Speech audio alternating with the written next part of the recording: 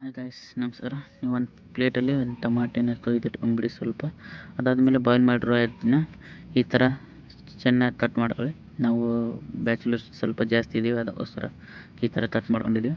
ನೀವು ಒಂದು ಪ್ಲೇಟಲ್ಲಿ ಆನಿಯನ್ಸ್ ಉಳ್ಳಾಗಡ್ಡೆನ ಕೊಯ್ದಿಟ್ಕೊಳ್ಳಿ. ಹಾಗೆ ಸ್ವಲ್ಪ ಮೆಣಸಿನ್ಕಾಯಿನ ಅದಾದಮೇಲೆ ಒಂದು ಪಾತ್ರೆಯಲ್ಲಿ ಎಣ್ಣೆ ಹಾಕಿ ಅದರ ಜೊತೆಗೆ ಸಾಸಿವೆ ಜೀರಿಗೆ ಕರಿಬೇವು ಹಾಕಿ ಲಾಸ್ಟಿಗೆ ಸ್ವಲ್ಪ ಬಿಸಿ ಆದಮೇಲೆ ಉಳ್ಳಾಗಡ್ಡೆ ಹಾಕಿ ಮೆಣಸಿನ್ಕಾಯಿನ ಹಾಕಿ ಸ್ವಲ್ಪ ಕಾಯಿಸಿಬಿಡಿ.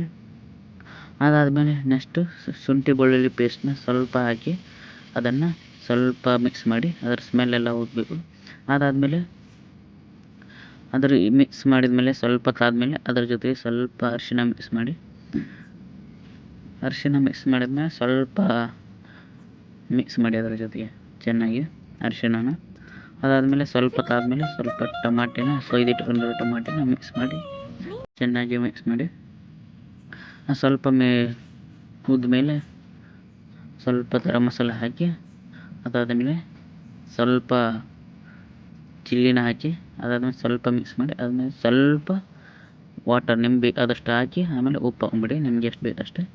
ಅದಾದಮೇಲೆ ಲಾಸ್ಟಿಗೆ ಸ್ವಲ್ಪ ಬಾಯ್ಲ್ ಆದಮೇಲೆ ನೀವು ಬಾಯ್ಲ್ ಆಗಿರೋ ಎಗ್ನ ಹಾಕಿ ಮಿಕ್ಸ್ ಮಾಡಿ ನೋಡಿ, ಈ ಥರ ಆಗ್ತದೆ ಲಾಸ್ಟಿಗೆ.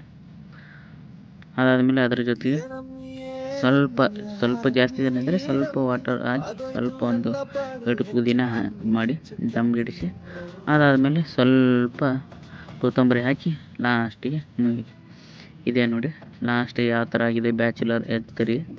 ನಿಮಗೆ ಬೇಕಾದರೆ ಈ ಥರನ ರೆಡಿ ಮಾಡ್ಕೊಬೋದು. Okay, bye guys.